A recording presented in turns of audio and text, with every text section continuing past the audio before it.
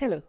Today I would like to speak about 9 secret steps which are leading from an arising awareness to realization. So, what do we mean first by realization? Well, it's a realization of your plans in the material sense, in as much as you may want to be changing the course of your life, you may want to be taking over the direction of your life again. And it's also realization in a more spiritual sense of the word, in which you are coming to terms with new visions, new apprehension of the world. And in fact, both go hand in hand. So when we start, we have the feeling that something is not really going according to plan. And this going according to plan is that we know that our life is not as good as what it could be, as what it should be. We know that things are not working. We know that we're not feeling happy. We know that actually, more often than not, we are feeling pretty disgusted, depressed, or even worse, completely unhappy about what is going on. And we have the feeling that something could be better, something should be better, something should be happening differently. But we don't really know exactly what is the problem. And so I speak about an arising awareness because the time it takes us to realize that something is not going on all right, and the moment when we decide to investigate what it is that we feel unhappy about and how we should change things, can be considerably different from one person to the other. For some people who are more used to introspection and to reflecting about the course of their life, realizing that something is not feeling right is more intuitively, quickly perceived, as if we have been taken into some kind of a vicious circle, I would say, where we just feel that we have to do things, and we do them because we feel that there are no options. And so we are continuously in a dual state. On one hand, we feel discomfort, and on the other hand, as we are starting to become more aware that we are feeling unhappy and we'd like to be able to change something, then we have the opposite, which is feelings of hope, somehow hoping that something will change. Although it's very good, hoping has never made a change happen. Unfortunately, it takes a little bit more than that. So we are torn apart between sensations of guilt because of two things. Maybe because we're not doing as well as what everybody else is expecting from us, and guilt because one knows that one is not doing what one could be doing. And wanting to do something different means getting out of the beaten path. Unfortunately, in our society, which is incredibly Christian orientated, the sensation of guilt has been woven into everything we do. So we feel guilty even about feeling guilty or not feeling guilty. And then there is a sensation of fear. What's happening? Why am I missing something? Why should I want to do something different? After all, if I do what I'm told, things should be all right, shouldn't they? Well, no, they don't turn out to be all right, as we've seen in this year, this very peculiar year, which was really awaiting to happen, 2020, where the whole world has come upside down and started into great hysterical convulsions. And so we are in that situation where we are afraid and we don't really know what's going on. So confusion is another one of those aspects which are part of the discomfort. The discomfort is also about feeling that there is a total lack of fulfillment. And on the other side of the scale, that if we could just make one or two little changes, then life could become so much better.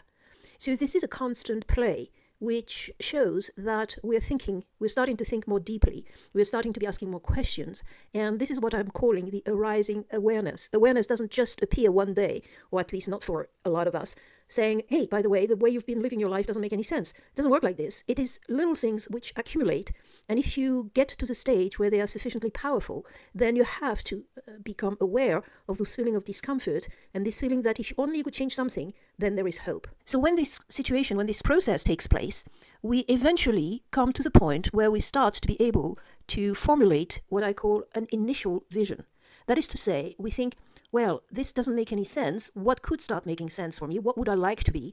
And then there's a lot of people who are making personal development courses and programs and workshops and summits and all kinds of stuff, which eventually tells you, well, if you really think about it, you're going to have a vision. And when you've got a vision, then everything will be all right because you can put it into motion. I wish it was that simple. Again, there is a reason why I call it initial vision and not vision. Because as you start, if you live in the mountains like I do, and there is fog in the valley, when the fog starts to lift, you have a first vision of the countryside. But it is not until the fog has completely lifted that you really can appreciate the countryside. And so we are in the same situation when we are developing our vision. We first are getting some kind of an impression of something which we want to attain, and that is why we call it a vision. And it's an enormous step from being totally confused and not knowing and not even being aware that something is not right, as many people are. Obviously, the events of this year probably have woken up an awful lot more people than ordinary events. But still, are they gotten to the stage where they can formulate the clear idea that they don't want to carry on living like this and they have to find an alternative solution.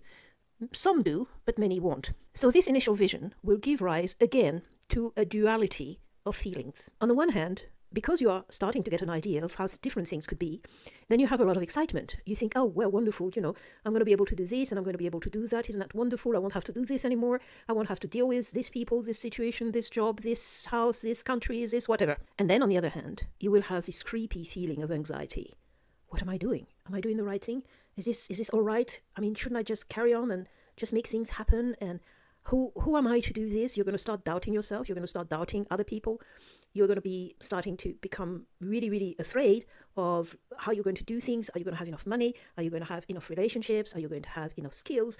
Are you going to have enough long-staying powers? Are you going to be able to see the right steps? All of this is becoming a fusion between this excitement on the one hand and the anxiety on the other, which very often prevent people from doing the next correct thing, the next right step to take. So the third step really should be to start taking stock. What do I mean by taking stock? Taking stock means making a list of what you have, what you know you have at your disposal, and what you think you lack in terms of skills and competence and confidence as well, to start putting your vision into motion.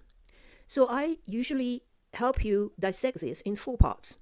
There is a part which says, I can, and I know I can. Then there is a part which says, I can, but I don't realize that I can, until somebody points out to me that actually I know how to do something, or I know how to deal with some particular points, because it could be really something that you do so much on a daily basis that you don't realize the value of it, both for yourself and for other people. Then there is a part which says, I can't do this, I don't know how to do this, and you know that you don't know how to do this. And therefore, you are seeking someone or something which is going to help you to acquire the skills that you realize you're in need of. But the last part is the one which is the most difficult. And this part is actually called, I don't know what I don't know. Even though some people may realize that there are some gaps, some things that they really need to acquire, they don't actually understand what it is, or even less, where they could be getting it. In fact, it's perhaps a wrong approach. What is needed is somebody that can point out to them the steps to go through in order to be able to achieve their plan, their vision, or even to be able to formulate the plan. Formulating that plan has to be done with someone who actually has been going through the steps themselves and have acquired the experience of understanding what's needed. It's a little bit like a guide taking you through a forest. You may know that you have to cross the forest. You don't know how big the forest is. You don't know which paths are safe or not. And you don't know whether you're not going to be turning around in circles in that forest, which is very often what people do when they get lost. And you don't know if you take a specific path, if it is the easiest or the most difficult, it will lead you north, south, east or west of the forest. Where are you going to arrive, and where is it in relationship to the place which you originally wanted to reach? So taking stock is a very important part of what happens, because it makes you realize, first of all, that it's very difficult to do things on one's own, although it's not impossible, but it certainly takes an awful lot more time, energy, efforts, and concentration. And it's a little bit of a haphazard thing, because some people never manage to get out of the forest. They just kind of lose themselves in the forest and never, as I say, manage to get out of it and pursue their path. But in this particular respect, taking stock with someone from the outside helps you to put things into perspective. And they also, in the same way as we don't value what we have, it makes us realize that we can do much more things than we thought, because once again, we're not taking our skills for anything valuable. Whereas because we do it every day, we just think everybody does it every day, but it's not exactly this. Some people do very precise scientific or art, have scientific or art occupations, which they consider to be normal, but to another person, it's totally and utterly beyond their means. So realizing that you have those skills is an important step in taking stock, because it helps you to build up your confidence and be very selective in what you need to do in order to achieve your vision. Here we come to the 4th step. Once we have actually taken stocks of all our treasures, all our inner treasures, our skill treasures, our experiences, we need to go through a process which are called reassessing your vision. Reassessing your vision means that, a little bit like the analogies that I was taking earlier on, the fog is coming off the middle of the valley, and you have a lot more clarity. You see the contours of the countryside much clearer than you did a little while earlier on. And it is exactly the same thing as you start working on your vision, and you start realizing things which are going to be working for you and things that you are going to have to work for. Then you will be able to be more precise with the expression of your vision. And it's exactly the same as the original process. When you remember when we were speaking about the arising awareness, it's not like awareness just suddenly one day strikes you in the middle of the face and says, hello, I'm your awareness, here's what's going on. The same thing happens with visions. You know, you think that you take a course and you go and develop your vision, and then all you have to do is just to implement it. No. It doesn't work like this. It works in a way in which slowly but surely you're going to become more aware of what you really want, what your vision really is all about. And this process of reassessment is a totally normal one, because take again the analogy of the mountain. If you're in a valley, you have so much countryside which you can see. Climb a few hundred meters, 400 or 500 meters, and you suddenly have a little bit of a view of the other side of the mountain, maybe the other side of the valley. Climb 1,000 meters, and then you have a really nice view, which is starting to open up, of the whole valley, and perhaps other mountains range, and perhaps other valleys and villages and waterfalls and rivers and all kinds of stuff which you couldn't see whilst you were in the plain or in the valley itself. Didn't mean it didn't exist. It just meant that you didn't have the elevation, physical elevation, to be able to see it. The same occurs in our maturing process. We reach a certain stage and we start becoming more accustomed to it, and we start seeing its possibilities. At the same time, we also see what are its drawbacks. So we have to reassess, we have to refine, we have to adjust, we have to make it more precise so that it really, really answers to what we are becoming more and more aware of. So this arising awareness and this reassessing your visions are two things which are not a single event, but you really need to think of them like processes. Once you've reassessed your vision, you are nearly in the situation of creating an initial plan. But in order to do so, you have an important set of decisions to make. This set of decisions make the success or the failure of an organization, of an activity, of a project, as surely as confusion and clarity would do it. And I explain myself. Here you have to decide what really your role in your project is going to be. Because nobody can be everything at the same time, not unless they want to learn everything, which may be possible, but probably is not advisable. There are other ways to do things to make sure that we concentrate really on the things that we and only we can do. So, for example, if you are a leader, then your job is to keep on working on the vision. If you're a manager, your job is to make sure that the vision of your boss is going to be put into such a way that it can be executed. You're not there to refine the vision. You're there to make sure that the vision is going to be able to be manifesting. And if you are in the role of the executant, then your role is neither to create the vision, nor to make sure that everybody knows what they need to do about it. Your role is simply to do it. So it's very difficult when one starts something, because very often one is not aware of all the things which are involved, and then we need to make some very serious decisions. The first one is, I do it. Whatever the tasks that you have listed in your take stock part, and the tasks that you know you will be having to make sure are going to happen, you will say, okay, I will do this, and that.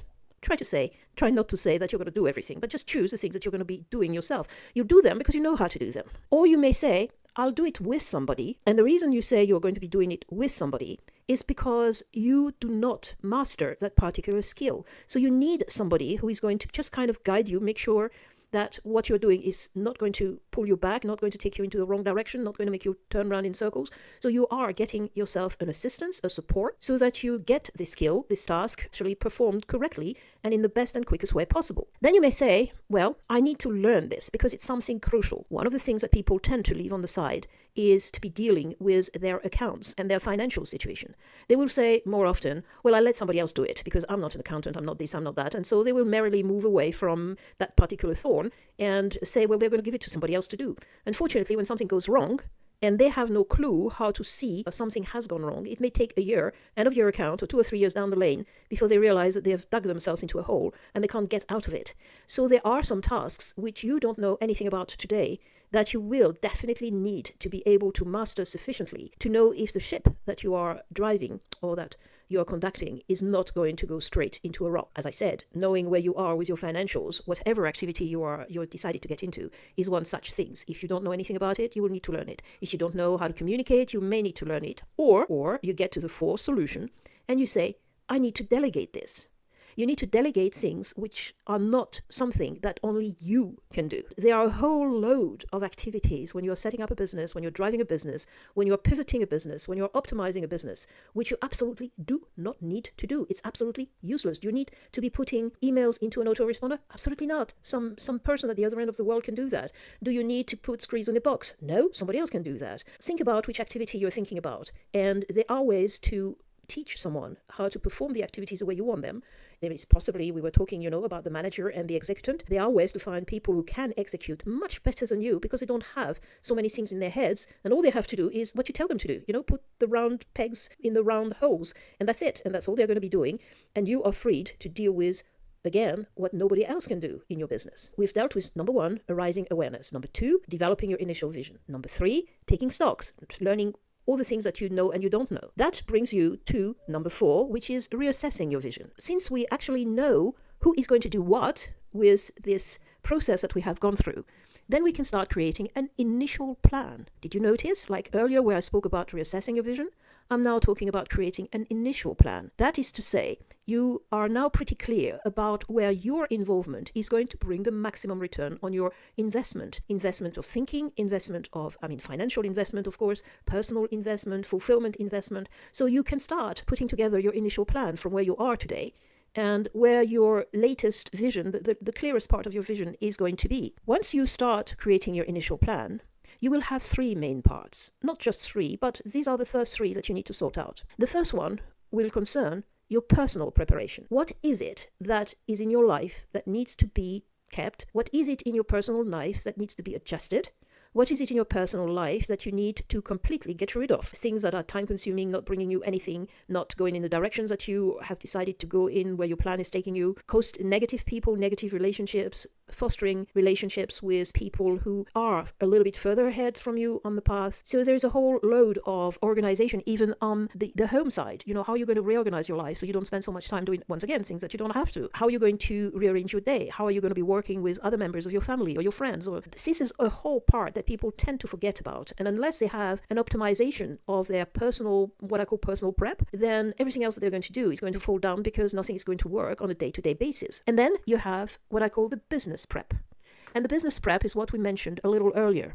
There are things like knowing what are the steps that you need to be taking, both on a legal matter, on a financial matter, registrations, constraint, business plans. And I have a lot to say about business plans and the way they are seen. Business plans is not something that you give the bank to keep them quiet. Business plan is literally something that you create for yourself to make sure that you check every day, every week, every month that you are on the track that you've set yourself. And if you are not, why not? And what do you need to do in order not to go totally down the drain without noticing it? So a business plan is your friend, it's not your foe. And it's been prepared in totally different ways than the ones that are usually taught in high schools. And finally, there is that horrible tax prep. Anything to do with putting into motion, putting into action, making things happen that you have prepared, that you've given yourself the means to do through your personal preparation, and you've given yourself the means to do because you have set up the right legal entity, the right measures to check how your business is going. But at the end of the day, you need to make it happen. You need to contact people. You need to find your customers. You need to create whatever it is that you're going to sell, whether it's a physical product or a service, whatever it is that you want to do. All these needs to be put into action. And this is a huge part that, again, is holding a lot of people back because they don't know how to do things. Fortunately, you will have gone through stage 3, which is taking stock, and you will have found out what you didn't know and what you did need to know because someone was there with you and they pointed out to you that you may have a skill that you were not aware of, maybe of communicating with others in some way or other, or maybe you really needed to get down to learning how something or other is working. Maybe it was making a website, maybe it was creating content, maybe it was communicating with your customers, maybe there's a lot of things which make tech side of a business make you successful or make you fail. And so in your initial plan, you're going to have an enormous advantage on everybody else who spend their time being overwhelmed, confused, attracted by shiny objects and depressed because whatever kind of programs they're taking, never brings them to a conclusion. Because you will already understand in which part of these 3 main sections, personal prep, business prep, tech prep, is going to be in your priority, in your planning, in your timing, step by step. Very, very, very few people ever get to this because nobody is there to explain all this to them. Specifically, as most of these options are moving very rapidly, particularly the tech one thinks that, well, if you find something which was written 6 months ago, it's perfect, you're going to be able to use it. But unfortunately, technology moves so fast that this may not be the case. Maybe rules have changed. Maybe you could do this, but you can't anymore. Maybe instead of bringing you further up in visibility for your clients, you're going to be relegated at the back of some search engine or a newspaper or whatever whatever it is, and nobody's going to know about what you're doing. So you need to have all this sorted out, because now you get to the important part, which is the implementation. So you've done all this prep work, and you now have in your hands very precise information about what needs to be a priority and how you're going to implement this priority according to the time that you've given yourself. So if you say, I have all the time in the world, I'm only concentrating on starting this activity, this business, this new phase together, then perfect. We have the whole time that you can get organized around. Sometimes you're still working and you can't afford not to be working. So you only have that amount of hours or that amount of possibilities. Well, having reorganized your personal prep, you probably have more time than you thought originally, but you still need to say, well, I'm going to make this first, because if this doesn't happen first, then B is not going to happen. And if A and B are not there, then I'll never get to C and D. Instead of trying to jump to the top step of the flight of stairs, like most people are doing, then you know that you have to take the first one, and then the second, and then the third, and it's normal. It's become obvious to you. It's become coherent. You don't have to worry about it. You don't have to be confused. You don't have to be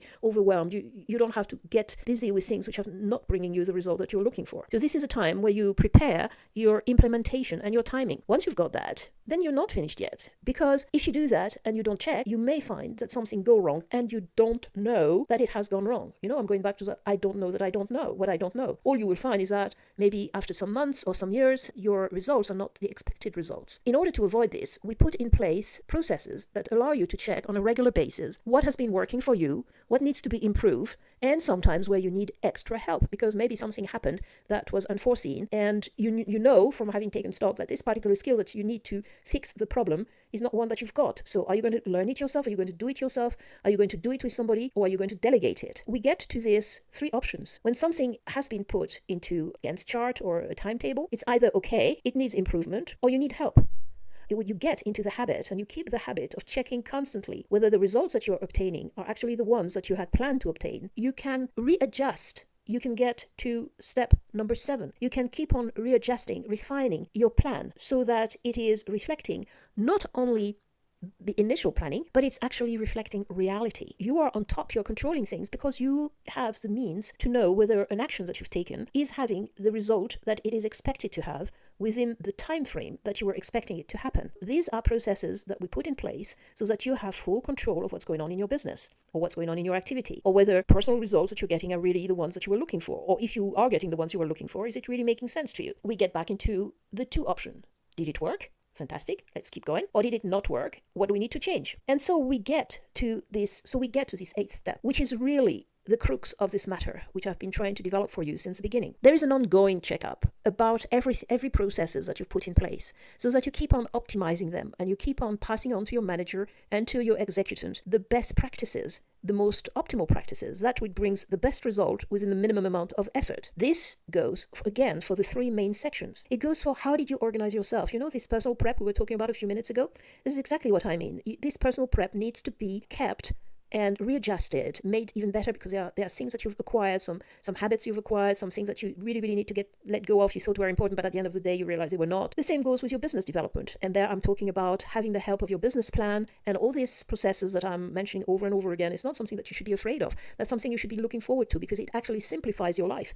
Once you have somebody showing you what processes need to be put in place for your particular activity, then, when something goes wrong, there's a little red flag that comes up on the spot and you can fix it, which is an awful lot easier than waiting until the whole thing is torn apart. And then you go back and make sure that you keep up to date with all the tech development, because as I said, tech has this amazing ability of moving very fast. So unless you are doing a real look after what's going on in the tech, then the best thing is to keep together with a group that is just doing that. You just need to go and check that there is not a better solution for what you've already found. And that is what brings you to the much sought after, the much longed for realization. And as I was mentioning at the beginning, the realization takes place on 2 parts. It's a little bit of a play on word without being one.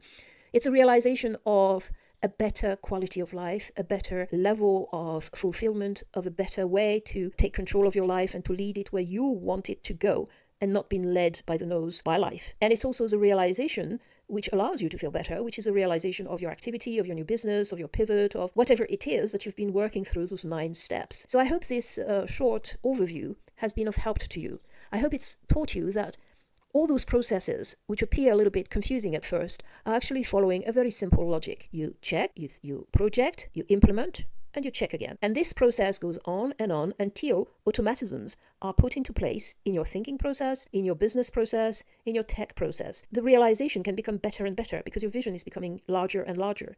And because you start integrating all the various aspects of your life within one, and you're able to finally get free and take control of your life again. So if that's been of interest to you, I have a much more developed manifesto, which you're going to find on the page where you have this recording. You can get it, and you can also just go to myhowtoguide.com if this is not where you come from. Have a look at the different programs which bring you to going through those 9 secret steps. And depending on where you are, where you're starting from, we have beginners programs, which are really foundational programs. And we have intermediate program, when you already have something and you're not really sure whether it's working the best way possible, what can you do to improve it? And we have optimization programs, people who are already in business for quite some time, they realize that they're spending too much time and they could be doing much better with less. So we have that third type of program. And if you are really beginning, if you're really at the stage where you are thinking about arising awareness that we started with, I really recommend that you take a look at our monthly classes, at our monthly My How To Guide classes. The reason why I'm saying this is because they have been put together using all the elements that I was speaking about in that short presentation. They're delivered on a weekly basis, so you basically subscribe for as long as you want, and you have a full month of classes. Those classes cover every aspect of what you need, from the personal side to the business side to the tech side, and they are carefully worked out so that each week you receive a set of lessons. You have the possibility to ask questions. Program lasts